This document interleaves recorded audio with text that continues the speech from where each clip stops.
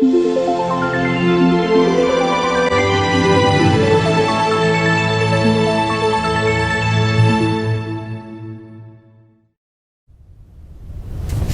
Everyone, welcome to Eklavya Academy Meerut.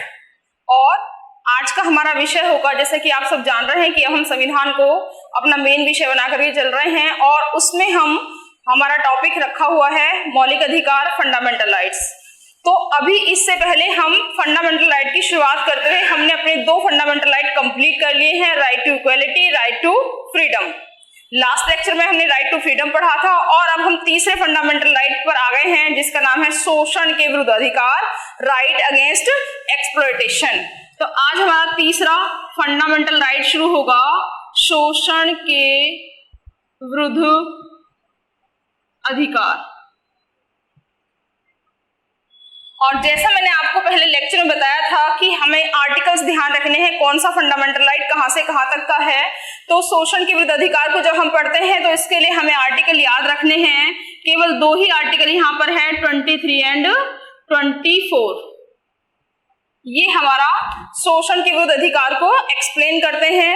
अब जब हम इन आर्टिकल्स को देखें, ये आर्टिकल देखने में जरूर छोटे हैं लेकिन एग्जाम्स के लिए बहुत ज्यादा इंपॉर्टेंट है। सीधा अनुच्छेद पूछ लिया जाता है कि शोषण के विरुद्ध में जैसे दास प्रथा का अंत कौन सा आर्टिकल करता है या चाइल्ड लेबर प्रोहिबिट कौन सा आर्टिकल करता है।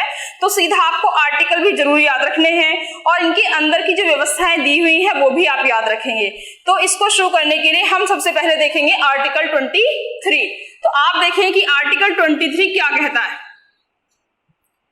आर्टिकल 23 बात करता है किसकी, कि बलात्श्रम एवं मानव दुर्व्यापार,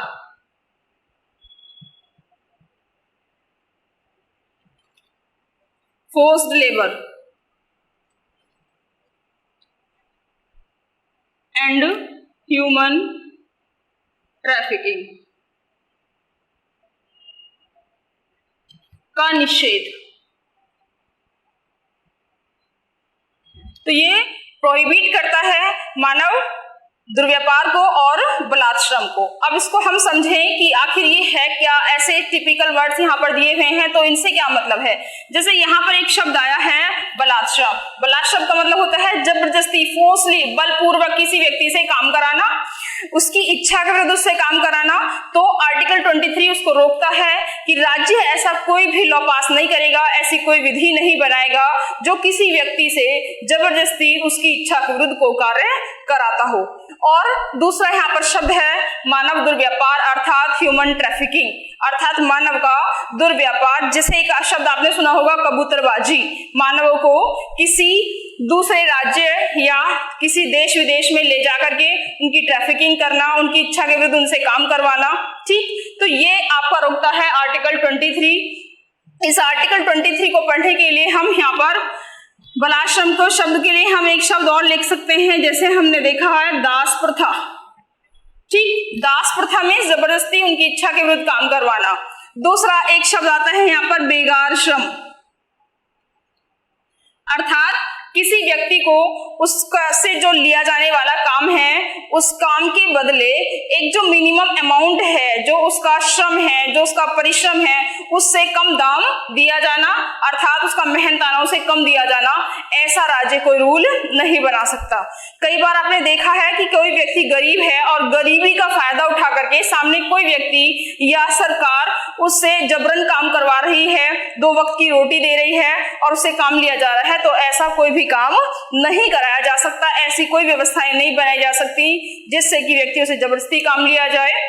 इसके लिए आर्टिकल 23 आप पर रोक लगाता है। तो सिंपल सा आप इसमें याद रखेंगे कि ह्यूमन ट्रैफिकिंग कौन सा आर्टिकल प्रोहिबिट करता है या फिर फोर्स लेबर को कौन सा आर्टिकल प्रोहिबिट करता है, तो आर्टिकल 23।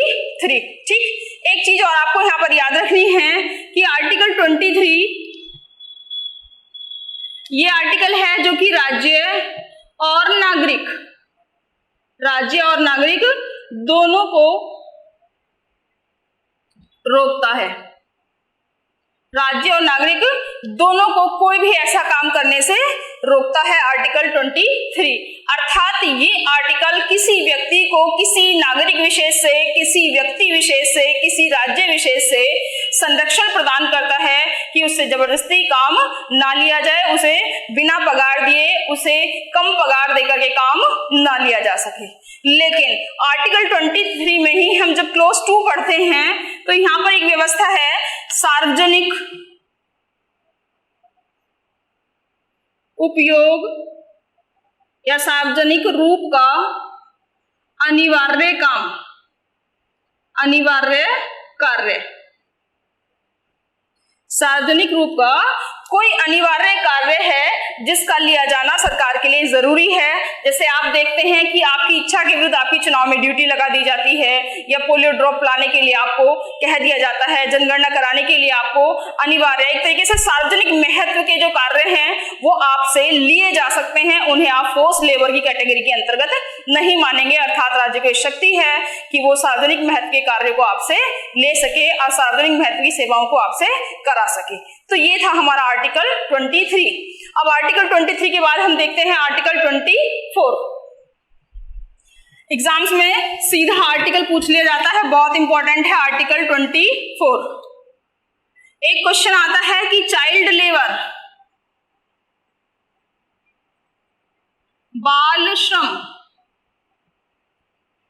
चाइल्ड लेबर या बाल श्रम का निषेध, prohibition of child labour under which article, तो आर्टिकल 24।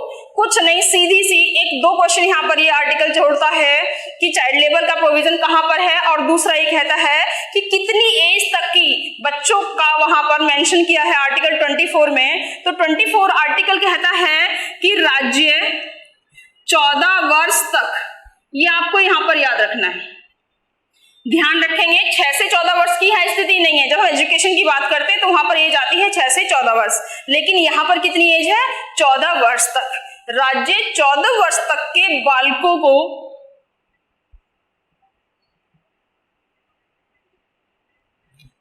को खतरनाक या जिसे कह सकते हैं जोखिम भरे, डेंजर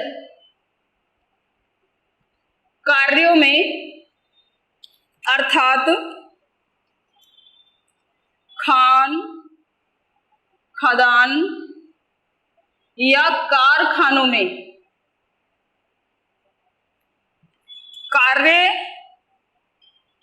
करने के लिए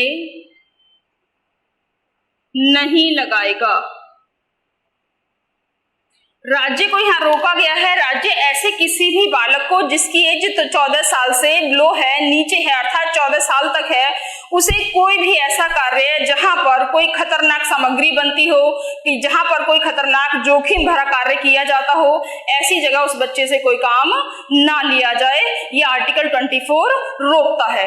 और इस आर्टिकल 24 को लागू करने के लिए जो वर्तमान में देश में कानून बने हुए हैं चाइल्ड लेबर को रोकने के लिए, तो वहां इवन यहाँ पर तो संविधान तो केवल खतरनाक जगह पर कार्य करने के लिए रोकता है व्यक्ति को, बच्चे को या बालक को, लेकिन जो वर्तमान की लॉ व्यवस्था है, वर्तमान के कानून बने हुए हैं, उनमें ऐसे किसी भी स्थान पर जहां बच्चा घरों में झाड़ू पोछा करता है, या आपने देखा होगा चाय स्टॉल पर, होटल्स में छोटे छोटे बच्चे हैं जो चाय पकड़ाने का काम करते हैं, बर्तन धोने का काम करते हैं, ऐसे काम करने के लिए भी रोका गया है। अर्थात हमारे देश में ना किसी घर में कोई बच्चा झाड़ू पोछा करेगा, ना वो होटलों पर चाय पकड़ाएगा, ऐसे लॉज पास हो रखे हैं।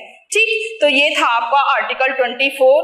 तो इस तरीके से आर्टिकल 23 और 24 आर्टिकल आपको राइट अगेंस्ट एक्सप्लॉयटेशन देते हैं।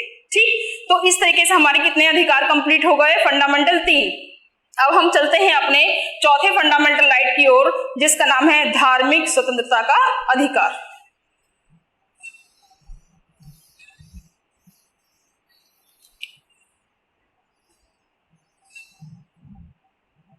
चौथा फंडामेंटल राइट है धार्मिक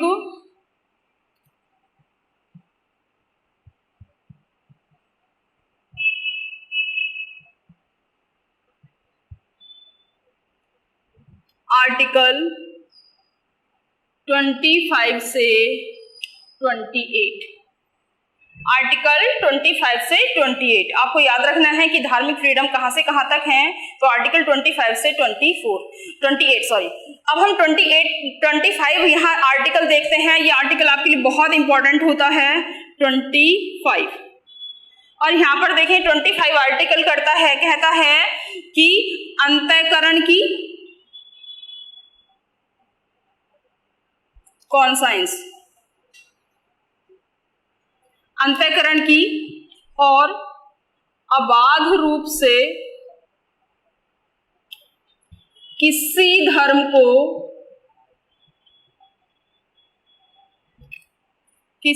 को प्रचार करने, किसी धर्म को मानने, आचरण करने, प्रोफेशन, आचरण करने, प्रैक्टिस और प्रचार करने,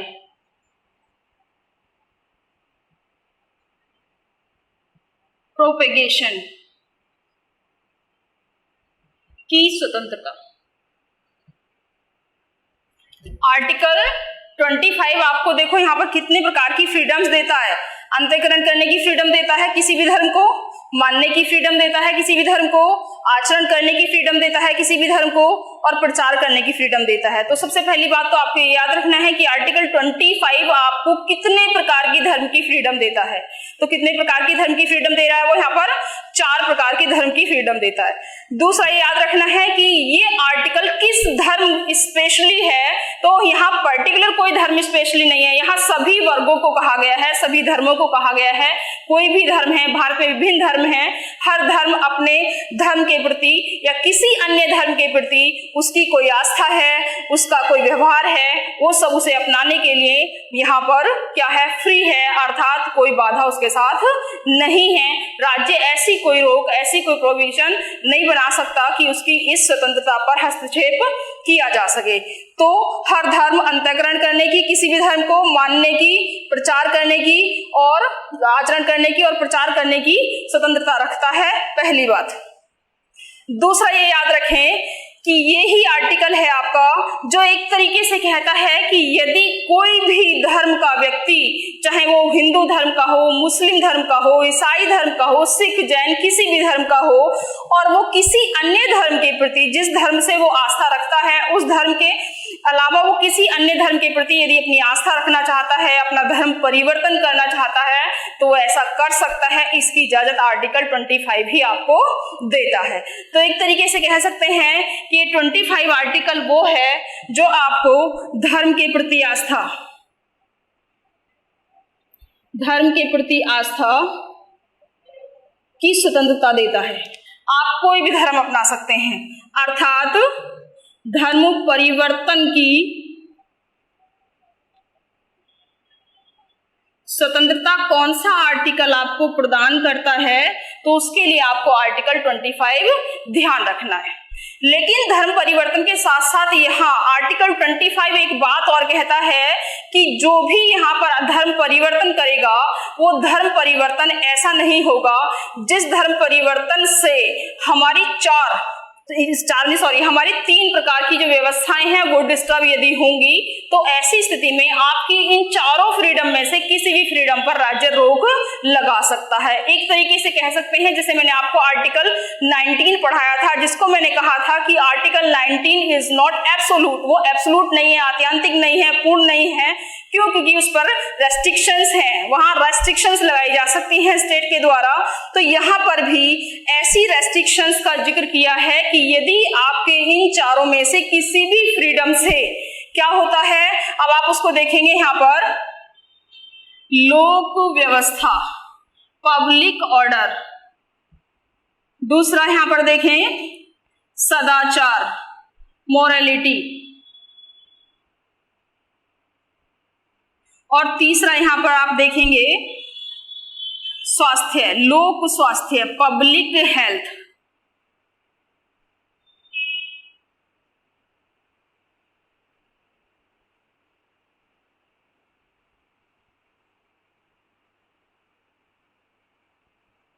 ये तीन शब्द यहाँ पर हैं, एक तरीके से कह सकते हैं आर्टिकल 25 अंडर रेस्ट्रिक्शन है। और अंडर रेस्ट्रिक्शन कौन कौन सी? लोक व्यवस्था, सदाचार, लोक स्वास्थ्य।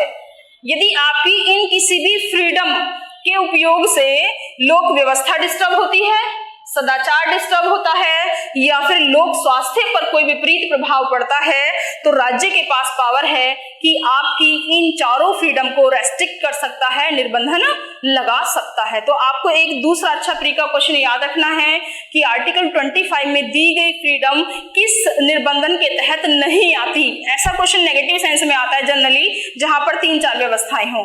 ऑप्शन ए लोक व्यवस्था, सदाचार, मॉरलिटी, है ना, और चौथा शब्द वहां कुछ भी रख देंगे, जैसे ज्ञानार्जन रख दिया, मानववाद रख दिया, मानव भावना रख दिया, ऐसा कोई भी शब्द रख देंगे। तो ध्यान रखें 3 रेस्ट्रिक्शन यहाँ पर हैं, लोक स्वास्थ्य, सदाचार और लोक व्यवस्था।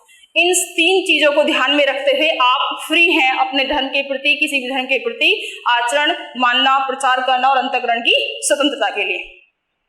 दूसरी मैंने अभी जैसे यहाँ पर बात बताई थी कि आप जब कोई धर्म परिवर्तन करने की इजाजत आपको आर्टिकल 25 देता है, आप यदि धर्म परिवर्तन आपका ऐसा है, कोई नहीं रोकेगा आपको धर्म परिवर्तन से, लेकिन यदि धर्म परिवर्तन आपका किसी आर्थिक लालच के अंतर्गत किया जाता है, आपको कहीं से कोई प्रलोभन आया है, धन का प्रलोभन आया है, आपको कोई राजनीतिक प्रलोभन आया है या कोई और लौकिक प्रलोभन आपको मिला है, कोई लालच आपको मिला है, उसके बाद आप इन धर्म की इन स्वतंत्रताओं का कोई लाभ लेते हैं, कोई फायदा उठाते हैं, तो राज्य आपके धर्म की फ्रीडम पर रेस्ट्रिक्शन लगा सकता है। ठीक, तो ये आपको याद रखनी है बात कि आपको कोई आर्थिक राजनीतिक लालच नहीं होना चाहिए आर्टिकल 25 की स्वतंत्रताओं को अपनाने में। एक यहाँ पर दूसरा शब्द, एक यहाँ व्यवस्था दी गई है कि जितने भी हिंदू धर्म से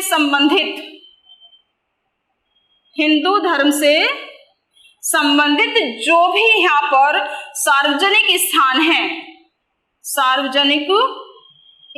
है, और स्थान कैसे? धार्मिक। तो आप समझ गए होंगे हिंदू धर्म से संबंधित सार्वजनिक स्थान कैसे हैं।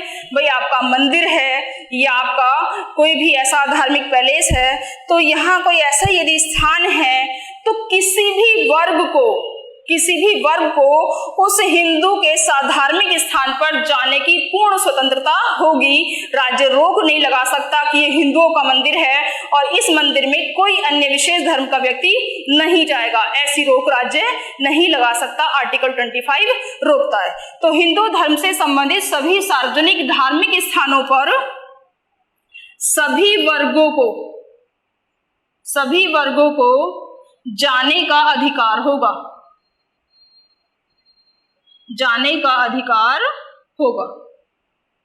ठीक, सभी वर्ग जा सकते हैं, ये यहाँ पर दिया हुआ है आर्टिकल 25 में। अब यहाँ पर एक शब्द आया है हिंदू धर्म से संबंधित। अब ये हिंदू कौन होते हैं, तो यहीं पर 2 एक्सप्लेनेशन दी हुई हैं। आप एक्सप्लेनेशन फर्स्ट, जब आप 25 आर्टिकल में एक्सप्लेनेशन फर्स्ट को पढ़ते हैं तो आप देखें कि स्पष्टीकरण 1 और स्पष्टीकरण 2 स्पष्टीकरण आपके आर्टिकल 25 में दिए हैं। पहला स्पष्टीकरण तो ये कहता है कि जो सिख लोग हैं, सिख कृपाण धारण करते हैं या सिखों का कृपाण धारण करना उनके धर्म का अभिन्न भाग है।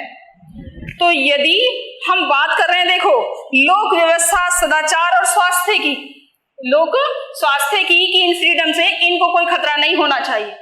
लेकिन यदि ये सिख लोग हैं, और ये सिख, आपको पता होगा कि जो सिख लोग हैं ये 5 चीजें धारण करते हैं कंपल्सरी रूप से। एक तरीके से कहते हैं सिखों का धर्म के प्रति वो आचरण है, और उनके आचरण में 5 चीजें शामिल हैं जो क वर्ड से शुरू होती हैं, जिसमें वो कड़ा रखते हैं, केश रखते हैं, कंघा रखते हैं और कटार भी रखते हैं। तो जब वो कटार धारण करते हैं जिसे हम कृपाण बोलते हैं, तो क्या वो उनके धर्म के आचरण का हिस्सा माना गया है? तो आर्टिकल 25 कहता है कि वो उनके धर्म का आचरण का हिस्सा माना गया है। और उस कृपाण को धारण करने का मतलब ये नहीं है कि उससे लोक व्यवस्था या पब्लिक हेल्थ पर कोई दुष्प्रभाव पड़ता है, तो ऐसा नहीं माना जाएगा। तो ये एग्जाम में सीधा क्वेश्चन पूछ लिया जाता है कि सिखों द्वारा कृपाण धारण करना उनके धर्म का हिस्सा है, उनके धर्म के आचरण का हिस्सा है। कौन सा आर्टिकल कहता है? आर्टिकल 25। एक और स्पष्टीकरण है यहाँ पर कि जो ये शब्द आया था अभी कि हिंदू धर्म से संबंधित सार्वजनिक स्थानों पर सभी वर्गों को जाने का अधिकार होगा, तो ये हिंदू कौन है? यहाँ स्पष्टीकरण 2 में डिफाइन कर दिया, ऐसा प्रत्येक व्यक्ति जो सिख है, क्या है? सिख है, जैन है, ये जो ऐसा व्यक्ति जो सिख है, जो जैन है, जो पारसी है, ये सब क्या है? ये सब हिंदू की कैटेगरी में आते हैं। ये यहाँ पर इन्होंने डिफाइन कर दिया है। तो आपको आर्टिकल 25 क्लियर हो गया होगा। अब आप देखें कि धर्म से संबंधित सभी सार्वजनिक स्थानों पर सभी वर्गों को जाने का अधिकार होगा। ये आर्टिकल तो ये व्यवस्था देता है, जबकि पिछले दिनों कुछ ऐसी इश्यूज चर्चा में रहे थे, जैसे आपने शनि सिंगनापुर मंदिर का नाम सुना होगा। कहाँ पर? महाराष्ट्र में, जो शिरडी बाबा मंदिर है उनके पास है। तो वहां पर क्या है कि वहां महिलाओं के जाने पर रोक लगाई गई है। वहां महिलाएं जाकर के तेल नहीं चढ़ा सकती हैं, या जो भी पूजा व्यवस्था होती है वहां महिलाओं की एंट्री नहीं होती है। तो एक भूमाता ब्रिगेडियर आंदोलन के नाम से एक आंदोलन चलता है, जो तृप्ति देसाई की गाइडेंस में चलाया जाता है, और वो इस आर्टिकल को लेकर के ये धरने प्रदर्शन पर थी। उन्होंने खूब आंदोलन किए कि जब आर्टिकल 25 ये महिलाओं को भी फंडामेंटल राइट देता है कि हिंदू धर्म से संबंधित सभी सार्वजनिक धार्मिक स्थानों पर सभी वर्गों को जाने का अधिकार होगा, तो हमें वहां पर पाबंदी क्यों है? महिलाओं को वहां जाने से क्यों रोका जाता है? और वो उस आंदोलन को लेकर बहुत ज्यादा चर्चाओं में रही थी। तो इसी वजह से, क्योंकि ये फंडामेंटल राइट सभी वर्गों को जाने का अधिकार देता है। ठीक, तो ये था हमारा आर्टिकल 25। अब इसके बाद हम पढ़ते हैं आर्टिकल 26।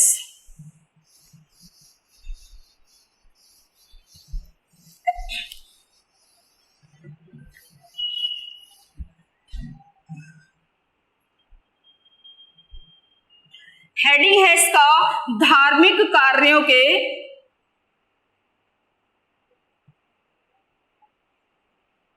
प्रबंध की स्वतंत्रता। धार्मिक कार्यों के प्रबंध की या मैनेजमेंट की स्वतंत्रता कौन सा आर्टिकल देता है? आर्टिकल 26। तो यहाँ भी आप देखेंगे कि धर्म से संबंधित जो एक्टिविटीज हैं, क्रियाकलाप हैं, उनका मैनेजमेंट कैसा बनना है, इसके लिए हर वर्ग फ्री है, हर धर्म फ्री है अंडर आर्टिकल 26। और 26 आर्टिकल कहता है कि प्रत्येक धर्म, देखिए यहाँ पर क्या बातें आएंगी। पहली बात है, प्रत्येक धर्म किसी धार्मिक संस्थान की स्थापना, प्रत्येक धर्म किसी धार्मिक संस्थान की स्थापना कर सकता है, पहली। दूसरा है कि धार्मिक संस्थान की स्थापना होगी, इसके लिए वो क्या कर सकता है? कोई उसका प्रबंधन बना सकता है, उसका मैनेजमेंट या प्रबंधन कर सकता है। तीसरा है, ये जो धार्मिक संस्थान स्थापित हुआ है, इसके लिए वो कोई चल या अचल, मूवेबल या इमूवेबल प्रॉपर्टी अर्जित कर सकता है या एक्वायर कर सकता है। चौथी है कि जो धार्मिक संस्थान आपने स्थापित किया, उसका प्रबंधन आपने किया, उसके लिए संपत्ति आप अर्जित कर रहे हैं, तो उसका प्रशासन कैसे होगा? वो प्रशासन निर्धारित करने का अधिकार भी उस धर्म, उस वर्ग विशेष को होगा। तो चौथी यहाँ पर बात है, उसका प्रशासन विधि के अनुसार, ध्यान रखेंगे होगा सब लॉ के अकॉर्डिंग, विधि के अनुसार निर्धारित करने का अधिकार होगा।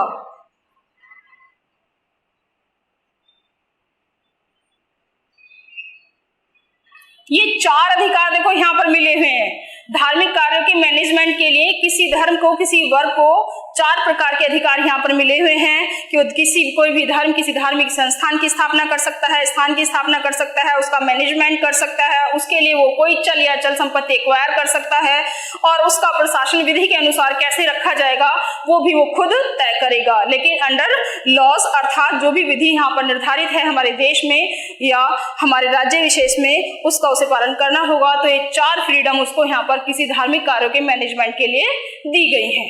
ठीक, लेकिन आपको याद रखना है कि ये जो भी कार्य होंगे यहाँ पर, उन कार्यों के ऊपर एक निर्बंधन है कि यदि इन कार्यों को करने से लोक व्यवस्था, जो बातें मैंने अभी बताई थी आपको, पब्लिक ऑर्डर, लोक व्यवस्था, लोक स्वास्थ्य और सदाचार, मोरालिटी, इन पर कोई विपरीत प्रभाव पड़ता है। आपकी इस व्यवस्था को बनाने में यदि लोक व्यवस्था डिस्टर्ब होती है, लोक स्वास्थ्य डिस्टर्ब होता है, सदाचार डिस्टर्ब होता है, तो आपकी इन फ्रीडम पर निर्बंधन राज्य लगा सकता है। ऐसी राज्य के पास पावर है। ठीक है, तो ये क्या है, इन शर्तों पर निर्बंधन हो सकता है, रेस्ट्रिक्शंस हो सकती है। तो यहां पर भी वो 3 रेस्ट्रिक्शन है और आर्टिकल 25 में भी यही 3 रेस्ट्रिक्शंस हैं। तो ये था हमारा आर्टिकल 26। अब हम आते हैं आर्टिकल 27 की ओर।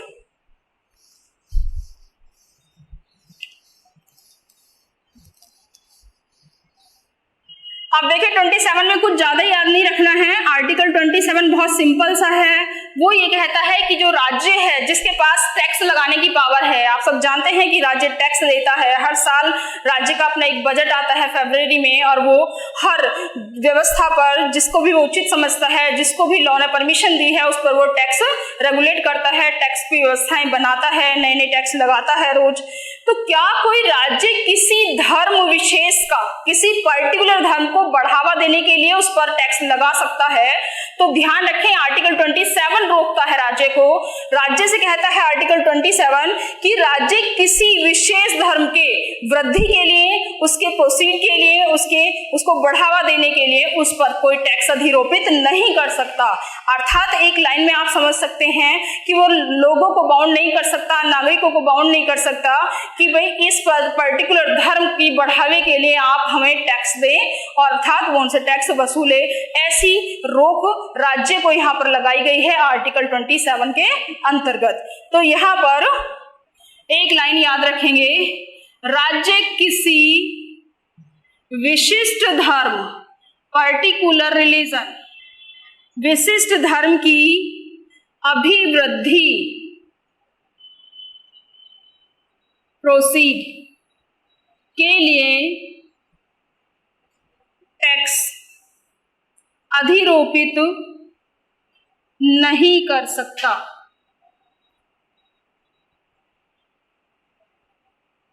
ठीक है, बस इसमें इतना ही याद रखना है आर्टिकल 27 में कि राज्य किसी विशिष्ट वृद्धि, किसी विशिष्ट रिलीजन की, धर्म की अभिवृद्धि के लिए टैक्स नहीं लगा सकता। कौन सा आर्टिकल रोकता है? तो आर्टिकल 27 उस पर रोक लगाता है। अब उसके बाद हम चलते हैं आर्टिकल 28 पर।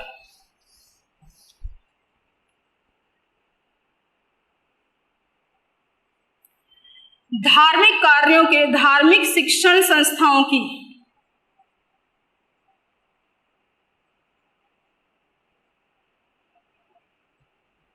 स्थापना। आर्टिकल 28 कहता है धार्मिक शिक्षण संस्थानों की स्थापना। तो ध्यान रखने की बात है हमें यहाँ पर कि जो राज्य है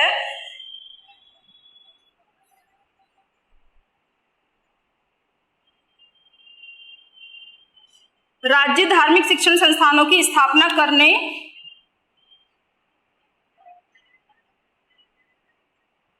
करने में किसी विशेष धर्म की शिक्षा पर जोर नहीं देगा। यहाँ देखें, धार्मिक शिक्षण संस्थान यदि राज्य स्थापित करता है तो वहां पर्टिकुलर किसी धर्म की शिक्षा दी जाए, किसी विशेष धर्म की शिक्षा दी जाए, ऐसी राज्य व्यवस्था नहीं करेगा। ये आपका आर्टिकल 28 रोकता है। और इसमें साफ लिखा हुआ है पहले पॉइंट में कि ऐसा कोई शिक्षण संस्थान जो राज्य द्वारा पोषित है, मेंटेन बाय स्टेट, ऐसा कोई शिक्षण संस्थान जो राज्य द्वारा पोषित है, अर्थात राज्य द्वारा पोषित शिक्षण संस्थान में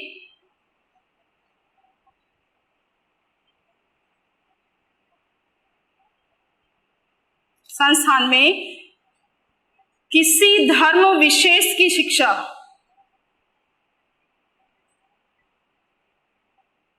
किसी धर्म विशेष की शिक्षा या धर्म पर आधारित शिक्षा, या धर्म पर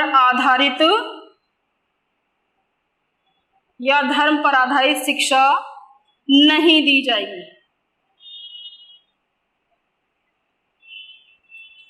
ऐसा कोई एजुकेशन इंस्टीट्यूशन, ऐसा कोई शिक्षण संस्थान जिसकी स्थापना स्टेट ने की है, और हम यहाँ जिस शिक्षण संस्थान की बात करते हैं, कॉमन शिक्षण संस्थान की बात करते हैं, एक सामान्य शिक्षण संस्थान की बात करते हैं जिसकी स्थापना स्टेट ने की है, जिसे मेंटेन स्टेट कर रहा है, अर्थात जिसे पोषित स्टेट कर रहा है, तो उस शिक्षण संस्थान में क्या कोई शिक्षा धर्म पर आधारित हो सकती है?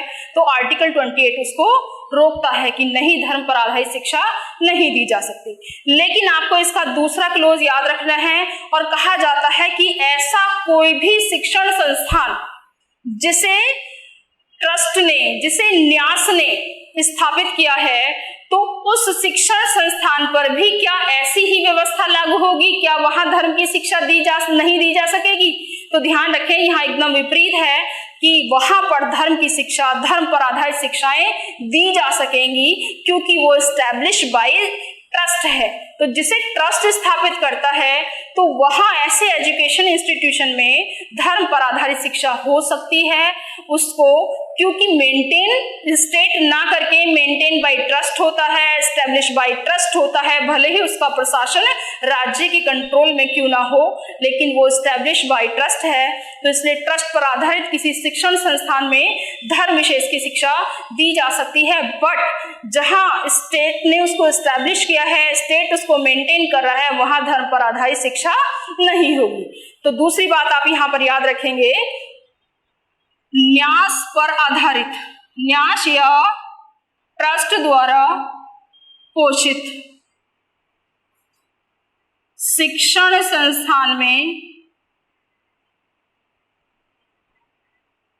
धर्म आधारित शिक्षा दी जा सकती है। धर्म आधारित शिक्षा दी जा सकती है, ये आपको याद रखना है आर्टिकल 28। ठीक है, तो आप इस तरीके से उसको याद रखेंगे आर्टिकल 28 को, और ये दो बातें आपको वहां पर स्पेशली याद रखनी है। अब जैसे मैंने अभी बताया आपको कि आर्टिकल 28 कह रहा है धर्म पर आधारित शिक्षा नहीं होगी। अब आपने पिछले दिनों एक सुना होगा कि चर्चाओं में रहा था कि जो उत्तर प्रदेश में, यूपी में योगी सरकार है, योगी सरकार ने एक फरमान जारी किया, एक आदेश जारी किया कि जितने भी मदरसे हैं, मदरसे तो आप समझते हैं ना, माइनॉरिटी द्वारा स्थापित शिक्षण संस्थान, तो जितने भी मदरसे हैं, मदरसों में राष्ट्रगान अनिवार्य कर दिया गया। सभी मदरसों में राष्ट्रगान अनिवार्य होगा, राष्ट्रगान गाया जाएगा। अब ये जो इशू था राष्ट्रगान का, ये कोर्ट में गया कि राष्ट्रगान धर्म पर आधारित है, और आर्टिकल 28 उसको रोकता है कि धर्म आधारित शिक्षाएं नहीं दी जा सकती हैं।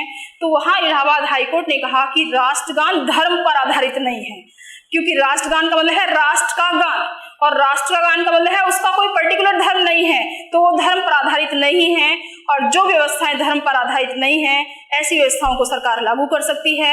और आपने देखा कि मदरसों में भी राष्ट्रगान अनिवार्य कर दिया गया है। तो आपको ये बात ध्यान रखनी है कि आर्टिकल 28 केवल धर्म आधारित शिक्षा की बात करता है। अब वो कोई शिक्षा धर्म आधारित है या नहीं, ये समय समय पर high court, supreme court define करते रहते हैं। अब इसके बाद हम नेक्स्ट आर्टिकल अर्थात नेक्स्ट फंडामेंटल राइट पर चलते हैं, जिस फंडामेंटल राइट को आप बोलते हैं संस्कृति और शिक्षा का अधिकार। तो आज हमारा 5वां अधिकार अब शुरू होगा, संस्कृति और शिक्षा का अधिकार।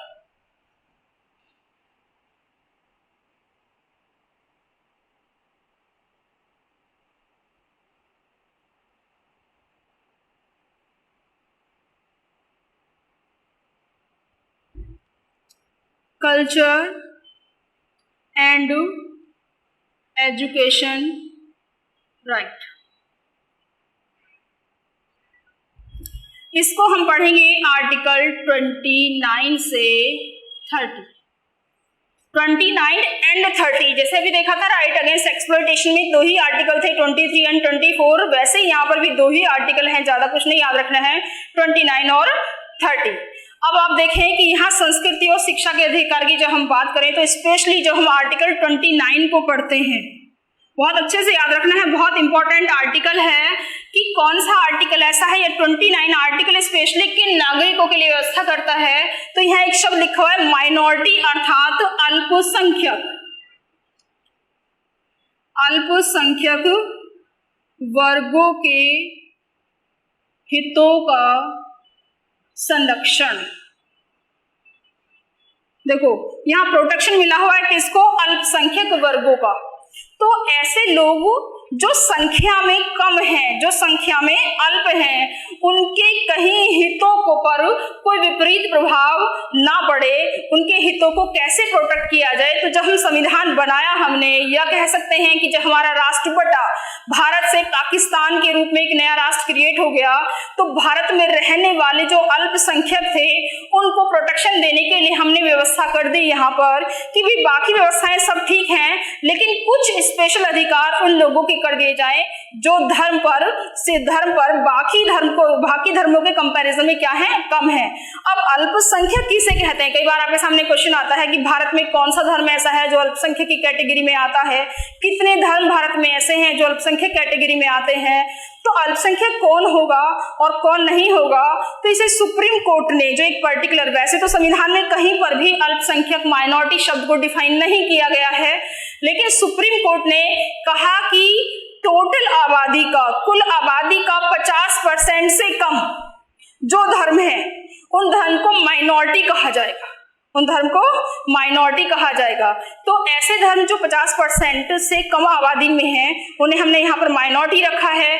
और ये एक डिस्प्यूटेड सब्जेक्ट बन गया है वर्तमान में कि क्या सब जगह जो हिंदू है वो मेजोरिटी में आता है। जैसे हम देखते हैं भारत में हिंदुओं की संख्या क्या है, ज्यादा है, 80% के आसपास अकेले हिंदू हैं, बाकी अन्य धर्मों के लोग हैं। और कुछ धर्म तो ऐसे हैं माइनॉरिटी में भी जो एक हाईएस्ट लेवल पर है और बाकी बहुत पॉइंटों में आती है उनकी संख्या, तो वो माइनॉरिटी है। और कहीं कहीं पर आप देखते हैं कि पूरब के कुछ ऐसे राज्य हैं या कश्मीर के भी आप ले सकते हैं कि वहाँ के ऐसे स्थिति है वहाँ हिंदुओं की संख्या कम है।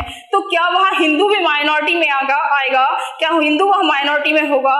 तो ये एक विवाद का विषय है, ये एक पेंडिंग विषय है जो कि सुप्रीम कोर्ट में विचाराधीन है। सुप्रीम कोर्ट समय समय पर तय करता है और करेगा आने वाले समय में कि क्या हिंदू जहां संख्या में कम है क्या वहां उन्हें माइनॉरिटी कहा जाए या ना कहा जाए। तो यहाँ पर्टिकुलर जो हम बात करते हैं ऐसे लोग जो माइनॉरिटी की कैटेगरी में हैं। अब आप देखें वर्तमान में मुस्लिम माइनॉरिटीज में आते हैं, सिख माइनॉरिटी में आते हैं, बौद्ध माइनॉरिटी में आते हैं, पारसी माइनॉरिटी में आते हैं और जैन माइनॉरिटी में आते हैं। हमारे यहाँ पर ये धर्म ऐसे हैं जो माइनॉरिटी में आते हैं। तो इनकी यदि कोई कल्चर है, इनकी यदि कोई संस्कृति है, इनकी यदि कोई भाषा है, लैंग्वेज है, या इनकी कोई स्क्रिप्ट है, लिपि है, तो क्या उसको प्रोटेक्ट किया जाए या ना किया जाए। तो आर्टिकल 29 उसी का संरक्षण देता है और वो कहता है कि भारत में ऐसे नागरिकों को जिनकी अपनी कोई भाषा, लैंग्वेज, अपनी कोई संस्कृति, कल्चर या अपनी कोई लिपि, स्क्रिप्ट है,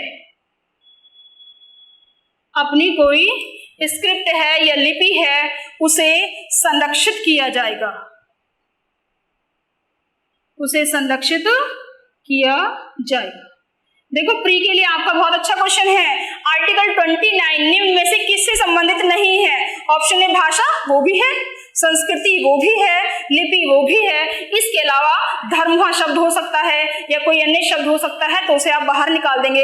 यहाँ पर 3 बातों को प्रोटेक्शन की बात की गई है और स्पेशली माइनॉरिटी के प्रोटेक्शन की बात की गई है। तो कौन सा आर्टिकल माइनॉरिटी से रिलेटेड है, उसके हितों का संरक्षण करता है? आर्टिकल 29 कितने प्रकार के किन किन व्यवस्थाओं का प्रोटेक्शन कर रहा है? संस्कृति का, भाषा का और लिपि का प्रोटेक्शन करता है यहाँ पर। दूसरा, यहाँ पर एक बात को कही गई है कि कोई भी शिक्षण संस्थान जिसे किसने स्थापित किया है, राज्य ने स्थापित किया है, तो कोई भी शिक्षण संस्थान केवल इस आधार पर कि कोई व्यक्ति पर्टिकुलर धर्म का है, पर्टिकुलर मूल वंश का है, पर्टिकुलर जन्म स्थान का है, धर्म का है, मूल वंश का है, जन्म स्थान का है और पर्टिकुलर जाति का है, इस आधार पर उसका एडमिशन, उसका प्रवेश उस एजुकेशन इंस्टीट्यूशन में ना लिया जाए, ऐसा राज्य नहीं कर सकता। अर्थात ऐसा कोई शिक्षण संस्थान जो स्टेट मेंटेन करता है, एस्टैब्लिश करता है, उसमें धर्म पर, मूल वंश, जन्म स्थान, जाति आदि पर आधारित किसी बच्चे को, किसी बालक को, किसी व्यक्ति को एडमिशन लेने से नहीं रोका जाएगा। ये व्यवस्था आपका आर्टिकल 29 करता है। अब उसके बाद हम चलते हैं आर्टिकल 30 पर।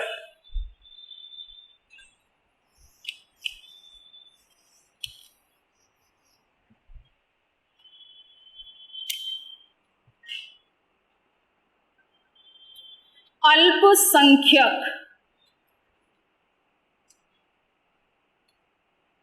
को अपनी, या कह सकते हैं अल्पसंख्यक यहाँ पर शब्द ना रख करके आप कह सकते हैं धर्म या भाषा पर। देखो बहुत इंपॉर्टेंट शब्द है, धर्म, रिलीजन और लैंग्वेज, धर्म या भाषा पर आधारित शिक्षण संस्थान की स्थापना, धर्म या भाषा पर आधारित शिक्षण संस्थान की स्थापना। वैसे तो हम यदि पढ़ते हैं आर्टिकल 15, आर्टिकल 15 आपको याद आ रहा होगा, जहां लिखा था कि धर्म पर, जाति पर, मूल वंश, जन्म स्थान आदि पर या लिंग पर आधारित कोई भेदभाव राज्य नहीं करेगा। लेकिन उसका यहाँ एक्सेप्शन है, माइनॉरिटीज को कुछ बेनिफिट दिए गए हैं और आर्टिकल 30 कहता है कि यदि कोई माइनॉरिटी वर्ग है, यदि कोई अल्पसंख्यक वर्ग है, तो वो धर्म पर और भाषा पर आधारित शिक्षण संस्थान स्टैब्लिश कर सकता है। जबकि आर्टिकल 15 को एक जनरल व्यवस्था दे रखा था कि राज्य धर्म पर आधारित कोई व्यवस्थाएं लागू नहीं करेगा, लेकिन यहाँ माइनॉरिटी को यह अधिकार है कि वो धर्म या भाषा पर आधारित किसी शिक्षण संस्थान की स्थापना कर सकते हैं, पहली बात। और इसी आर्टिकल की वजह से जो मदरसा है, मदरसा जहां पर धर्म पर आधारित शिक्षाएं हैं, भाषा पर आधारित शिक्षाएं हैं, तो वो जो शिक्षाएं स्थापित की जाती हैं, स्थान स्थापित किए जाते हैं, वो आर्टिकल 30 की वजह से हैं। माइनॉरिटी को ये स्पेशल अधिकार वहां पर मिला हुआ है। दूसरी बात आप याद रखेंगे, तो यहाँ एग्जाम्पल के तौर पे मदरसा आप लिख सकते हैं कि मदरसा की स्थापना कौन सा आर्टिकल परमिट करता है, तो आर्टिकल 30 करता है इसकी स्थापना की बात। दूसरा, ऐसा कोई शिक्षण संस्थान जो धर्म पर आधारित है, भाषा पर आधारित है और वो स्टैब्लिश किया गया है, तो जो राज्य है उसको ग्रांट जब भेजा जाता है, राज्य के द्वारा जब शिक्षण संस्थानों को अनुदान भेजा जाता है, ग्रांट भेजा जाता है, तो क्या वो धर्म और भाषा पर आधारित शिक्षण संस्थान को भी सेम ग्रांट प्रोवाइड कराएगा, सेम ग्रांट, सेम अनुदान देगा? तो आर्टिकल 30 कहता है यस, आर्टिकल 30 ही उसको ये कहता है कि मदरसों अर्थात धर्म या भाषा पर आधारित शिक्षण संस्थानों में आप अनुदान देते वक्त कोई भी भेद नहीं करेंगे, कोई डिफरेंस नहीं करेंगे। इस आर्टिकल से संबंधित एक महत्वपूर्ण बात है, इन री एजुकेशन बिल केरल 1958, इन री एजुकेशन बिल 1958, तो जहां उसमें कहा गया कि अल्पसंख्यकों को अपनी पसंद का शिक्षण संस्थान स्टैब्लिश करने का अधिकार होगा। किस केस में कहा गया? इन री एजुकेशन बिल या 1958। तो यहाँ कहा गया अल्पसंख्यक वर्गों को अपनी पसंद का शिक्षण संस्थान स्थापित करने का अधिकार होगा, स्थापित करने का अधिकार होगा। ठीक है, तो ये आप यहाँ याद रखेंगे। उन्नी कृष्णन का केस जो मैंने आपको पहले भी बताया था, आर्टिकल 21 के अंतर्गत बताया था कि उन्नी कृष्णन वर्सेस आंध्र प्रदेश स्टेट 1993, जिसमें राइट टू एजुकेशन, माइनॉरिटीज का राइट है, ये भी कहा गया साथ साथ में। तो आप यहाँ पर इसको याद रख सकते हैं। और इस तरीके से हमारा संस्कृति और शिक्षा का अधिकार ये कंप्लीट होता है आर्टिकल 29 और 30 के साथ। और हमने समानता का अधिकार, स्वतंत्रता का अधिकार, शोषण के विरुद्ध अधिकार, संस्कृति और शिक्षा का अधिकार, धार्मिक स्वतंत्रताएं का अधिकार, संस्कृति और शिक्षा का अधिकार, इस तरीके से अपने 5 अधिकार पूरे कर लिए हैं। और संभवतः आपको वो सब पसंद भी आए होंगे और आप इसे लेक्चर को आप देख करके समझ सकते हैं कि आपके लिए क्या व्यवस्थाएं यहाँ पर संविधान करता है अधिकारों के रूप में, धर्म से संबंधित अधिकारों के रूप में। तो आप इसे पढ़ लेंगे। और इसके बाद हमारा जो लास्ट इंपॉर्टेंट छठा फंडामेंटल राइट है, संवैधानिक उपचारों का अधिकार, ये बचता है, उसे हम अगले लेक्चर में कंप्लीट करेंगे। और आपने मुझे सुना, अपना समय दिया, तो उसके लिए बहुत बहुत धन्यवाद। आप इसी तरीके से मेरा मोटिवेशन बढ़ाते रहें, इसे लेक्चर को पढ़ें, लाइक करें, सब्सक्राइब करें और कमेंट्स करें, जिससे कि मुझे पता चलता है कि आपको ये लेक्चर कितने पसंद आते हैं। Thank you.